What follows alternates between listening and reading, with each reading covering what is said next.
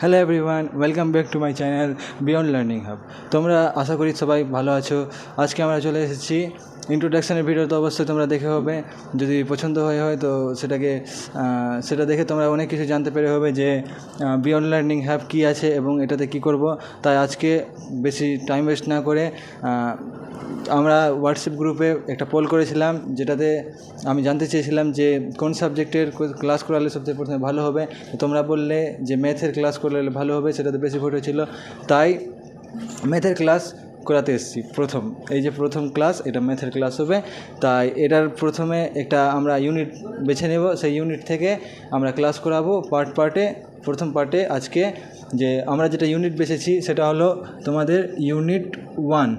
Unit 1 কী আছে? Unit 1 আছে relation, function and inverse trigonometric function. কী আছে?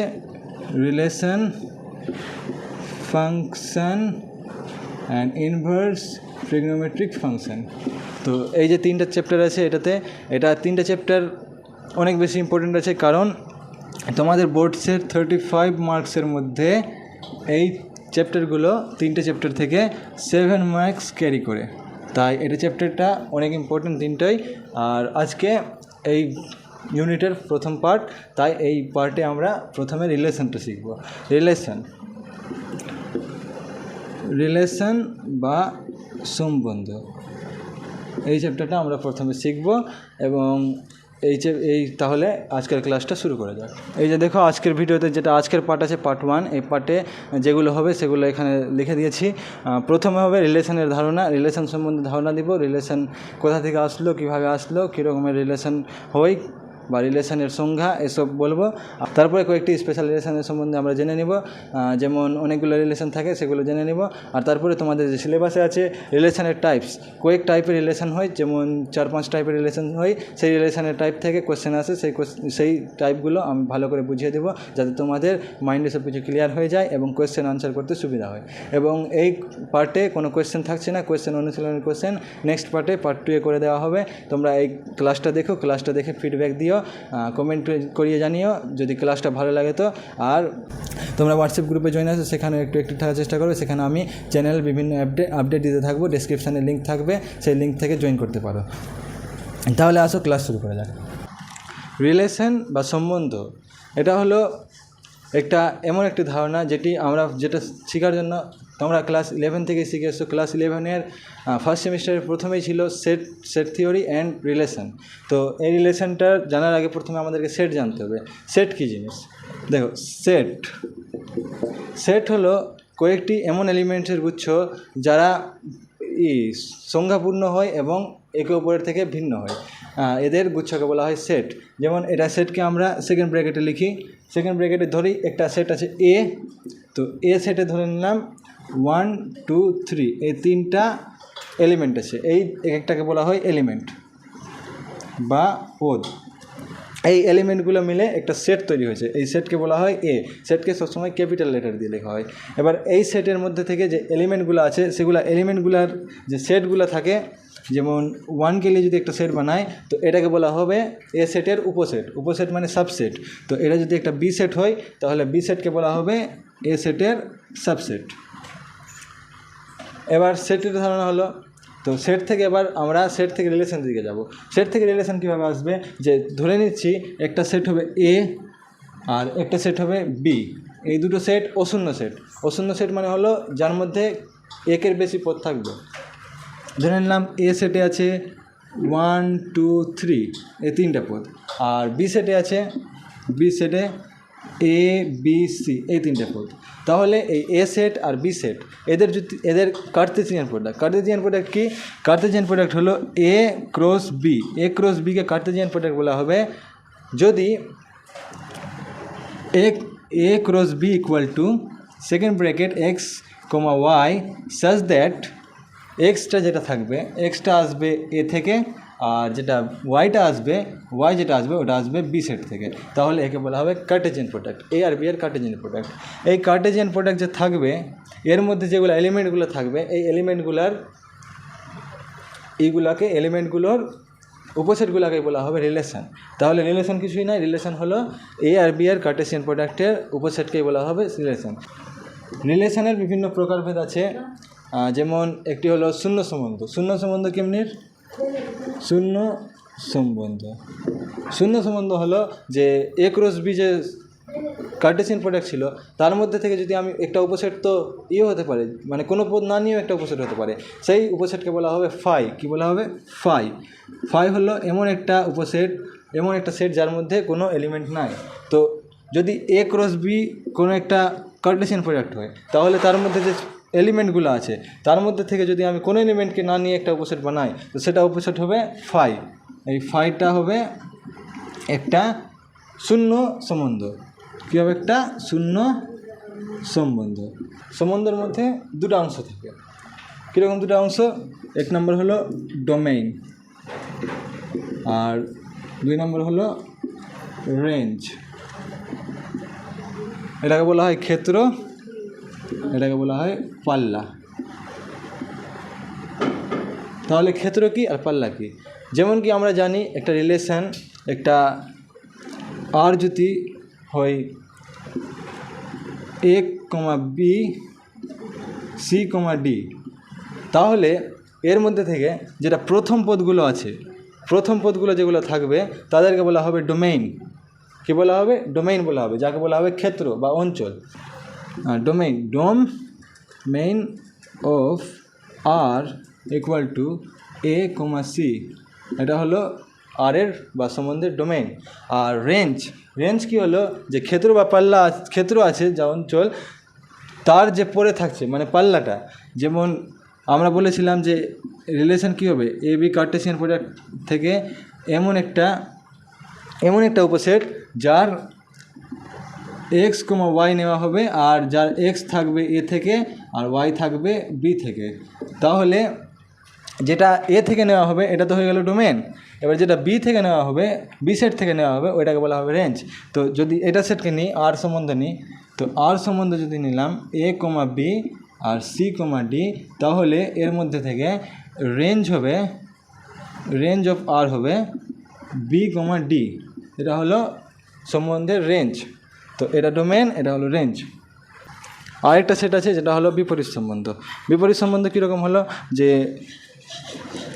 বিপরীত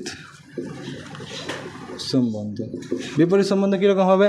যে একটি সেট ধরে নিলাম এ আছে, যার এলিমেন্ট আছে এ বি সি। তো এ বি সি এলিমেন্ট আছে এর, তো এর একটা রিলেশন থাকবে। তো এর রিলেশন উপসেট হবে একটা রিলেশন আর এ ক্রস এর একটা সাবসেট। আর কি হবে? ধরে নিলাম কি আর হলো এ comma B, B B comma C. তাহলে এটা হলো একটা রিলেশন। তো এর বিপরীত সম্বন্ধ কাকে বলা হবে? বিপরীত সম্বন্ধ বলা হবে আর ইনভার্সকে। আর ইনভার্সকে বলা হবে এর বিপরীত সম্বন্ধ। এটা কীরকম হবে? এটা হবে কি, এটা যেটা ক্রমিত জোড় আছে এটা উল্টে যাবে। কীরকম উল্টে যাবে? যে বি কমা এ আর সি কমা বি, এটা হবে এর ইনভার্স রিলেশন, যাকে বিপরীত সম্বন্ধ বলা হবে। বিপরীত সম্বন্ধ আরেক রকম লেখার নিয়ম আছে যে আর ইকুয়াল টু যদি x comma y such that x belongs to A আর ওয়াই বিলংস টু বি হয়, তাহলে এর ইনভার্স মানে আর ইনভার্স বিপরীত সম্বন্ধ হবে ওয়াই কমা এক্স, যেখানে x belongs to A, y belongs to B. তাহলে বুঝতে পারলে বিপরীত সম্বন্ধ কাকে বলা হয়। এবার বিপরীত সম্বন্ধের আরেকটা জিনিস মনে রাখতে হবে কি, ডোমেইন, ডোমেইন আর রেঞ্জ। আমরা কি দেখতাম? নর্মাল যেটা সম্বন্ধ থাকছিল ওটাতে কী থাকছিল? ডোমেইন থাকছিল, যেটা প্রথমটা মানে যেটা প্রথম সেট থেকে এসছে কার্টেসিয়ান প্রোডাক্টের। তো এখানে তো যে এ সেট থেকেই আছে কার্টেসিয়ান প্রোডাক্ট, তো এর যে শুরুর যে পদগুলো আছে সেটা হলো ডোমেইন। তো আর এর ডোমেইন কী হবে? ডোম আর কী হবে? এ কমা বি। আর রেঞ্জ কী হবে? এর রেঞ্জ হবে range of R equal to B comma C, এটা হবে। কিন্তু এবার যে ইনভার্স যখন এসে গেল না, তো ইনভার্সে কী হবে? ডোমেইন আর ইনভার্স হবে, কারণ ইনভার্স এটা আছে। তো এর ডোমেইন কি আছে? B comma C. তো বি কমা সি, এর ডোমেইন হয়ে গেল বি কমা সি। আর এর রেঞ্জ কী হবে? সেম, উল্টো, এ কমা বি। তো যেটা নর্মাল রিলেশনের যেটা ডোমেইন ছিল ওইটা বিপরীত রিলেশনের রেঞ্জ হয়ে যাবে, আর যেটা নর্মাল রিলেশনের রেঞ্জ ছিল ওটা বিপরীত রিলেশনের ডোমেইন হয়ে যাবে। তো এটা হলো বিপরীত সম্বন্ধ থেকে মনে রাখার জিনিস। যে domain R equal to range R inverse আর ভাইস ভার্সা, কি range R equal to domain R inverse. তো এটা তোমাদেরকে মনে রাখতে হবে। আরেকটি গুরুত্বপূর্ণ সম্বন্ধ হলো অভেদ সম্বন্ধ। অভেদ সম্বন্ধ কি?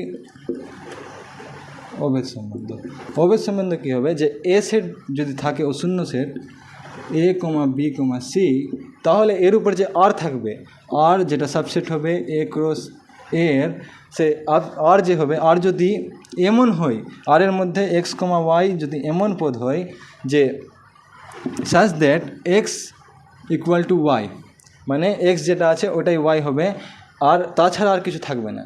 মানে আর ইকুয়াল টু যদি এ comma A, B comma B R C comma C হয়, তাহলে এই যে সম্বন্ধ হলো, এই সম্বন্ধকে বলা হবে অভেদ সম্বন্ধ। কি বলা হবে? অভেদ সম্বন্ধ। অভেদ সম্বন্ধ বলা হবে কেন? কারণ এর মধ্যে যেগুলো এর এলিমেন্ট ছিল তারাই নিজের সঙ্গে সম্বন্ধ করেছে এবং তাছাড়া আর কোনো ক্রমিত জোড় নেই। তো এই সম্বন্ধকে বলা হবে অভেদ সম্বন্ধ।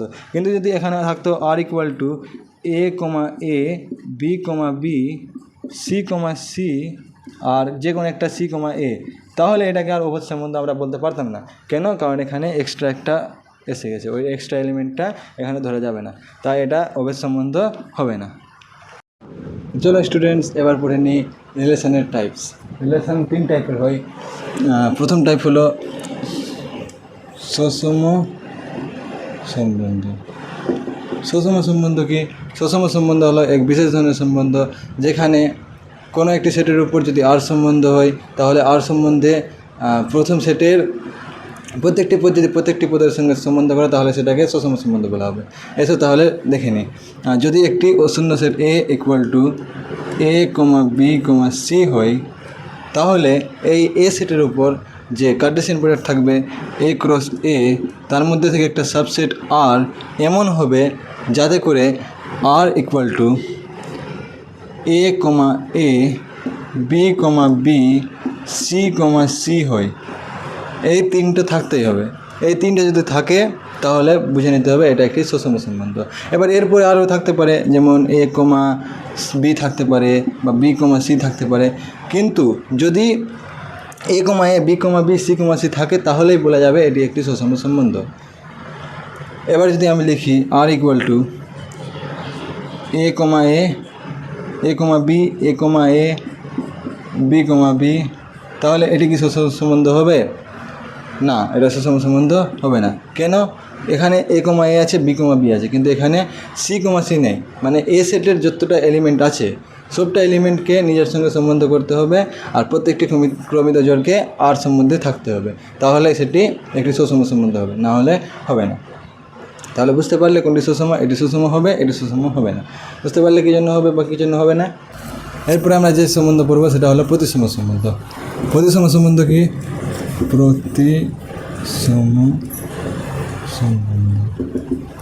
প্রতিসম সম্বন্ধ এরকম যে কোনো একটি সেট, মনে করি set A equal to A comma B comma C যদি একটি সেট হয়, তাহলে এই সেটের উপর আর সম্বন্ধ এমন হওয়া উচিত যে আর এর মধ্যে থাকবে এ কমা বি যদি থাকে, যদি কোনো একটি ক্রমিত জোড় এ কমা বি থাকে, তাহলে বি কমা এ কেও এখানে থাকতে হবে।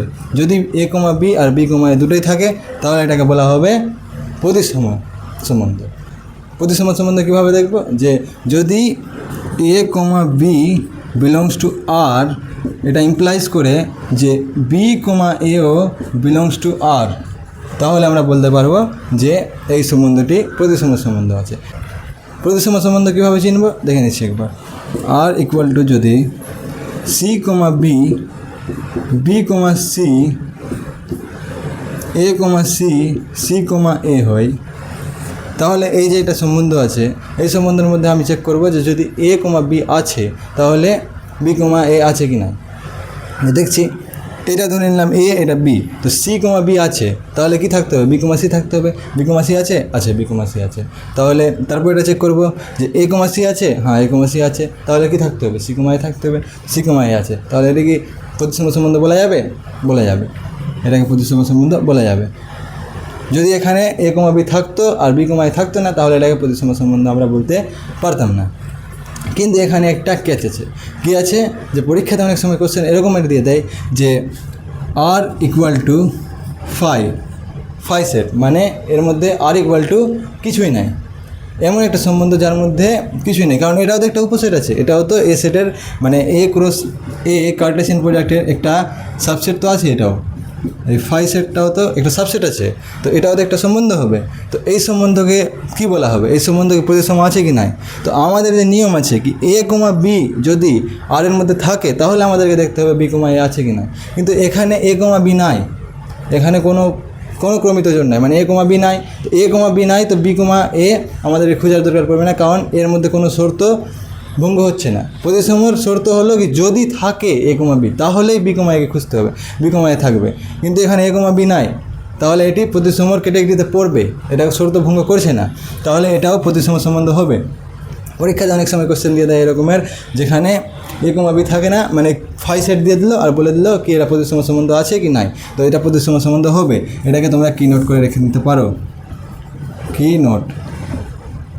অনেক স্টুডেন্ট ভুল করে দেয় যে এখানে এ কমা বি পাচ্ছে না, বি কমা এ পাচ্ছে না, তাহলে তারা ভেবে নেবে কি এটা প্রতিসম নাই, কিন্তু এটা প্রতিসম আছে।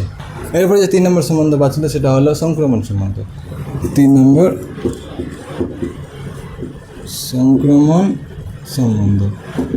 সংক্রমণ সম্বন্ধে কীরকমের সম্পর্ক, যে যদি এ একটি সেট থাকে অশূন্য সেট যার মধ্যে এ কমা বি কমা সি থাকে, তাহলে আর সম্বন্ধকে তার এই সংক্রমণ সম্বন্ধ বলা হবে যদি এবং কেবলমাত্র যদি এ কমা বি যদি আর এর মধ্যে থাকে এবং বি কমা সিও আর এর মধ্যে থাকে, এই দুই কথাটা যদি এ কমা বি থাকে এবং বি কমা সিও থাকে, তাহলে এই দুটা কথার ফলে যদি এ কমা সিও আর এ থাকে, তাহলে আমরা বলতে পারবো যে আর সম্বন্ধটি একটি সংক্রমণ সম্বন্ধ আছে। কেমন, ধরে নিলাম আর সম্বন্ধে আছে A B, A comma B, B comma A, R A comma A, c comma A,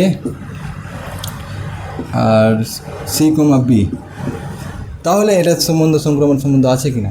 A comma B আছে, এ কমা বি, আর বি কমা সি থাকতে হবে। তো এই বি দিয়ে শুরু হয়েছে, হ্যাঁ বি দিয়ে এটা শুরু হয়েছে, বি কমা এ আছে, তো এ কমা বি আর বি কমা এ আছে, তাহলে এ কমা এ থাকতে হবে। এ কমা এ আছে, আছে, আছে, তাহলে এবার তারপরে দেখছি যে এ কমা এ আছে, আছে, তারপরে এটা লাস্টেটাকে বি ধরে এটা এ আর কোথায় সামনে আছে, এখানে আছে, তো এটা এ কমা এ, এটা এ কমা বি, তাহলে কি থাকতে হবে, এ কমা বি থাকতে হবে। তাহলে এ কমা বি কি আছে, আছে, এ কমা বি আছে, তাহলে এই সম্বন্ধটি সংক্রমণ সম্বন্ধ বলা হবে। এখন সবটাকে দেখতে হবে কী করে, যদি সবটা সংক্রমণ হয়ে গেল তাহলে সেটা সংক্রমণ সম্বন্ধ হবে, একটাও যদি নিয়ম ভঙ্গ করবে তাহলে এটা সংক্রমণ সম্বন্ধ হবে না। এটাকে আমরা আরেকবার বুঝতে পারি যে কোনো একটি ক্রমিত জোড়ের যদি শেষ পদ অন্য একটি ক্রমিত জোড়ের প্রথম পদের সঙ্গে সমান হচ্ছে, তাহলে যদি প্রথমটির প্রথম আর দ্বিতীয় যদি কোনো ক্রমিত জোড়ে থাকে তাহলে সেটাকে আমরা সংক্রমণ সম্বন্ধের নিয়মে বলতে পারবো।